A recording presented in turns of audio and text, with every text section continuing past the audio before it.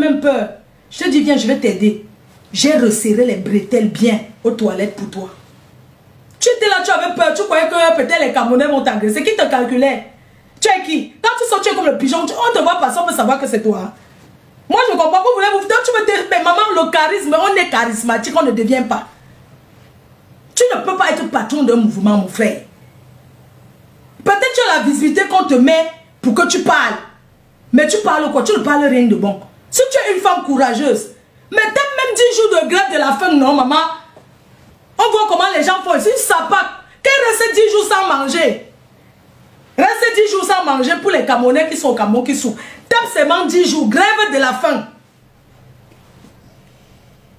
Un mouvement. Tu peux dire à ton équipe, tapons 10 jours sans manger.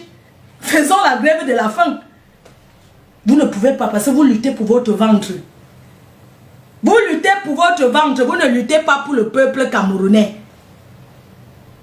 Les règlements de compte viennent chercher quoi là-dedans? Vous avez divisé, inversé, enlevé les gens, allez créer des mouvements de gauche à droite. Aux États-Unis, chaque jour à Paris, il y a les événements. Tous les jours, tu dis que tu vas prendre l'exemple sur moi. Tu dis que tu vas prendre l'exemple sur moi. Parce que tu allais, étant femme mariée à un blanc, tu allais tout le monde avec blé goudé. Un petit garçon qui pouvait être ton taille Touma, ça la base que tu l'as rencontré. Tant Touma jusqu'à te laisser la séquelle. Je ne peux pas montrer tes photos parce que j'ai du respect. Encore. Pour la femme. Blé goudé. Niak. Les photos sont sorties en plein jour. Te voici couché dans la baignoire. Les posters de ça. C'est de ma faute. Ton histoire retiendra que c'est là-bas que tu vas être président. Donc toi tu vas être ministre au Cameroun avec les photos.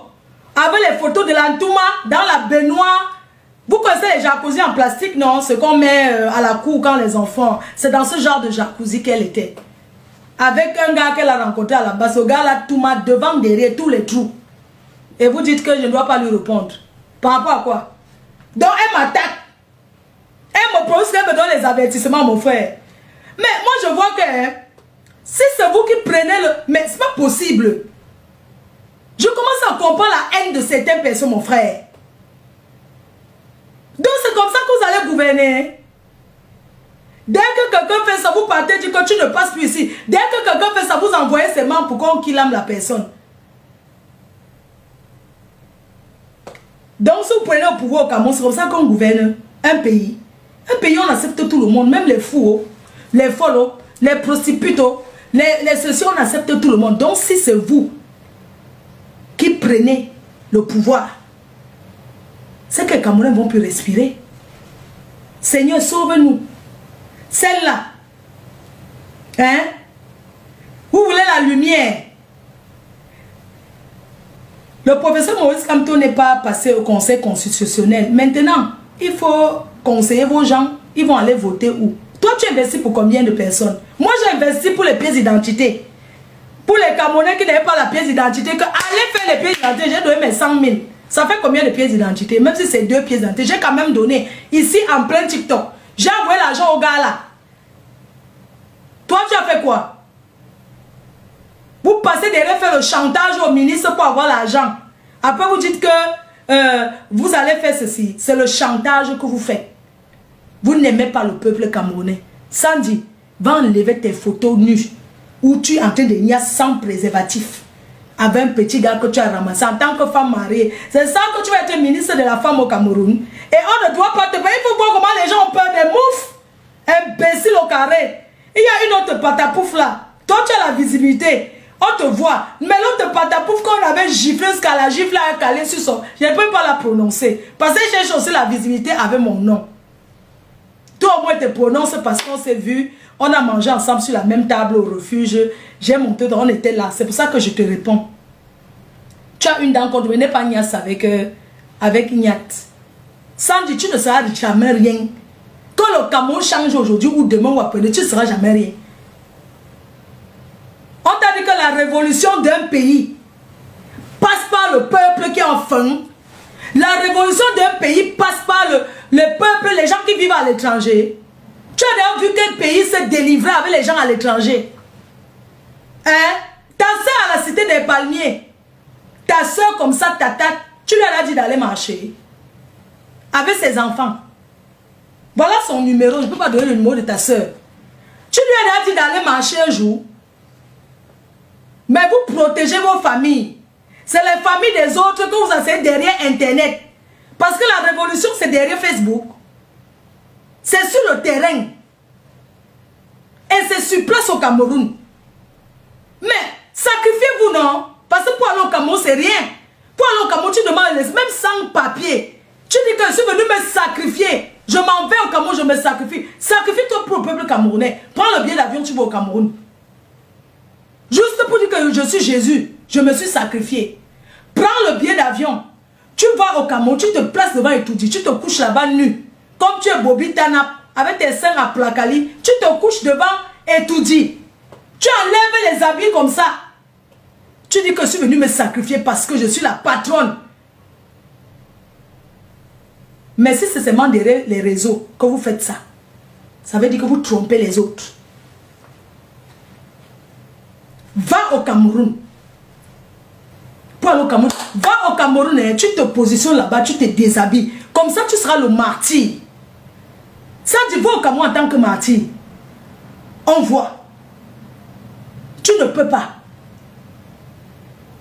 Tu ne peux pas donner ta vie pour les Camerounais, jamais.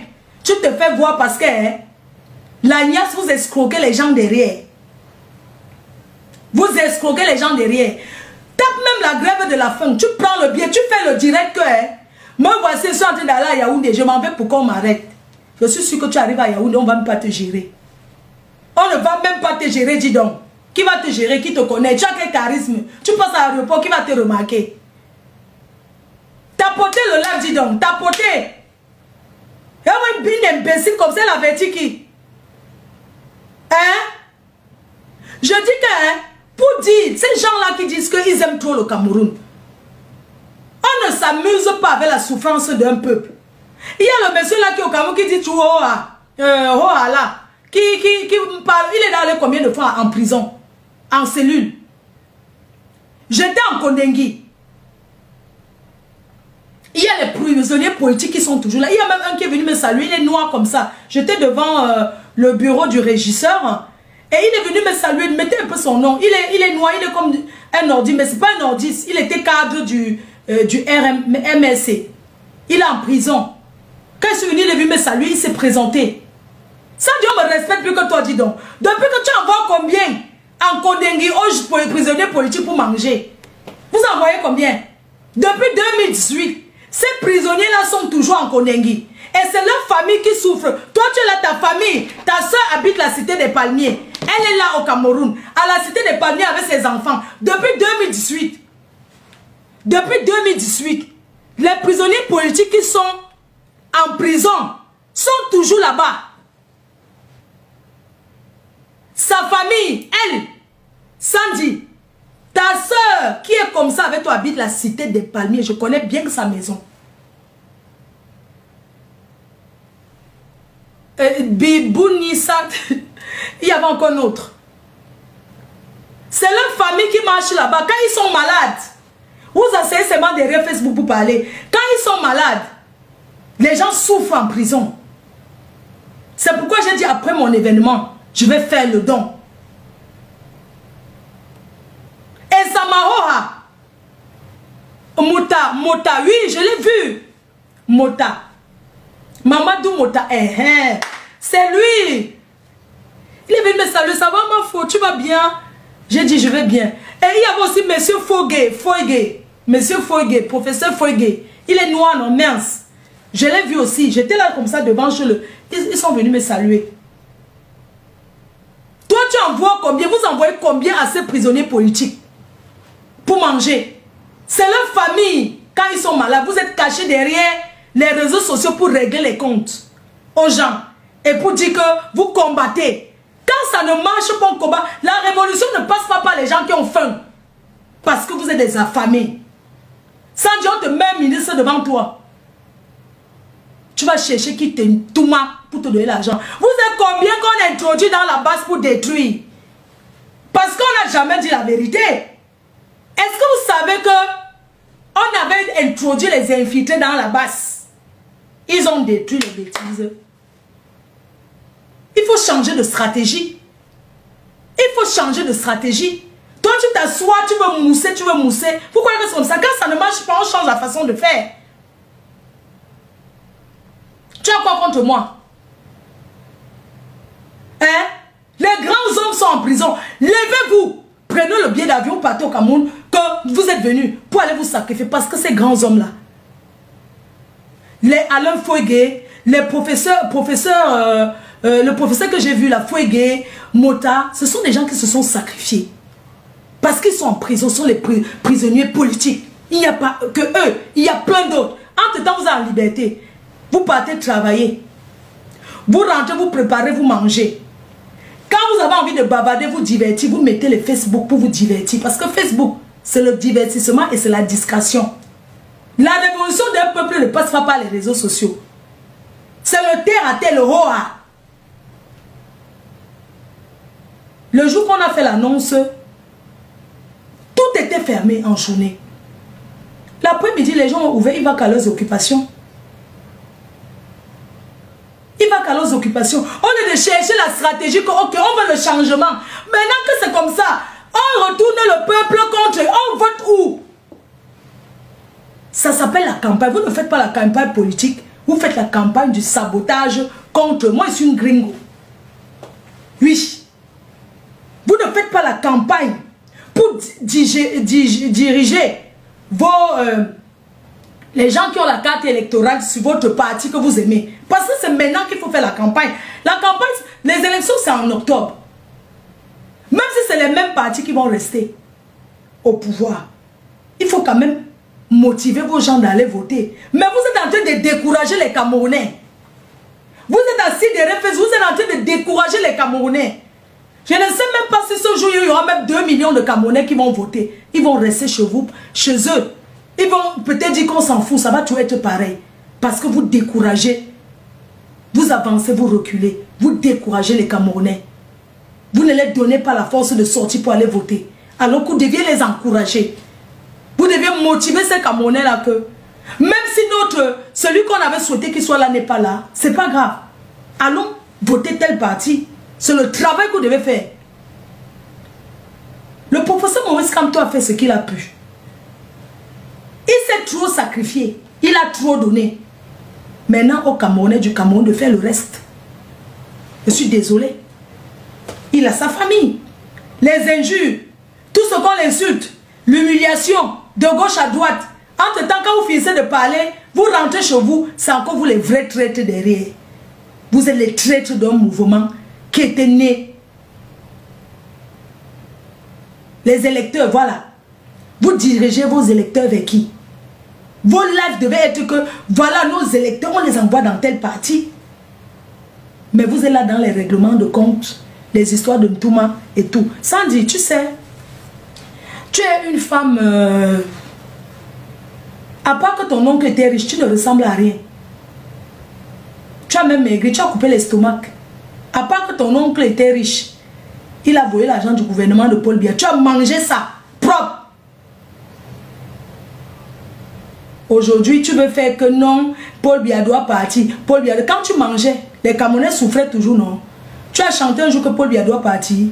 Tu t'assois derrière les petits baise-buts qui vont te niasse toute la journée. Tu prononces mon nom. Toi et moi, on est ici en bain. Si tu veux, on se confronte face à face. Sandy, si tu veux le face à face avec moi, tu es n'importe où à Paris, tu me dis je suis là, je viens en champ. Tu laisses la basse de côté. Je ne te parle pas en tant que la basse, je te parle en tant que Sandy Mbangala, une femme qui a trompé son mari en Touma dans la baignoire. Donne-moi rendez-vous. Tu viens souvent te faire les soins, non? Tu viens faire les soins là-bas dans le 17e. Donne-moi rendez-vous, le corps à corps. Je vais te goder. Je vais mettre le go de ceinture. Je vais te traiter ton faux cop. Tu as compris? Il a dit que donne-moi rendez-vous quand tu veux. Tu dis que me voici dans tel restaurant. On va combattre les Camerounais quand vous voulez vous amuser. Alors que toi-même tu t'amuses. Hein. Je te vois les week-ends, tu sors t'amuser. Je vais mettre le go de ceinture. Je vais te tourner comme ça. Je vais te déchirer. Et je vais prendre mon pied comme ça. Sale chienne. Regarde-moi une bêtise humaine comme ça. Dis-donc, elle ressemble à quoi? Je suis l'enfant du pauvre. On t'a dit que je suis venu en Europe pour être... Bah, tu sais d'où je sors. Les gens viennent... Chacun, mon frère, chacun a son rêve, non? Chacun a son rêve et ses problèmes. Tu sais comment j'ai souffert en Europe pour être là où je suis? Pour venir encore chercher les points, mettre sur ma tête. Sandy Bangala, ton oncle t'a envoyé en Europe. Il était ministre. Il a volé l'argent du gouvernement de Paul Biya. Tu n'as pas payé le billet d'avion pour venir. On a acheté directement le blanc. En tant qu'enfant de ministre, directement tu trouves le blanc. Parce que même les blancs aiment les intérêts. Tu es arrivé, on a payé le mariage, je te mettre dedans. Toi et moi, notre histoire n'est pas pareille. Je sors d'une famille pauvre. Je ne sors pas d'une famille pauvre. Mais quand je dis famille pauvre, ma mère, elle est là avec moi. Je suis son père, je suis sa mère, je suis tout. Je suis arrivé en Europe en 2001. Je me suis mariée. Voici mon livret de famille, Sandy. Je me suis mariée. L'acte de naissance de mamie. Je me suis mariée. Attends. Je me suis mariée. Date du mariage. Attendez.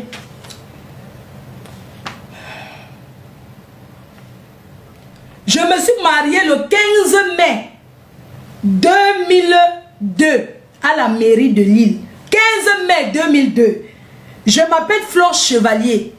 Mon mari, il avait quel âge là? Bon, on n'est plus ensemble. Hein.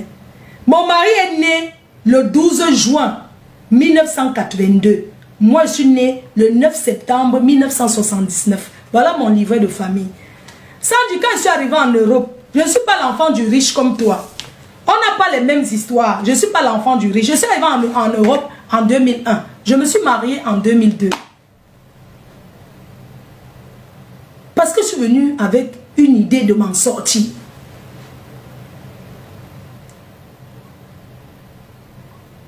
Je suis arrivée en Europe avec l'objectif. Je fais quoi? Je m'en sors pour ma mère. Tu sais, dans la vie, on a toujours une source de motivation, quelque chose qui nous donne envie d'aller en aventure. Quand je me suis tournée, j'ai vu ma mère qui vend au marché. Quand elle sort les jours, qu'elle ne vend même pas, Awara ramasse les bêtises, tape là-bas. J'ai dit qu'elle veut go en main. On monte, on descend. Je vais sortir la femme si dans la souffrance.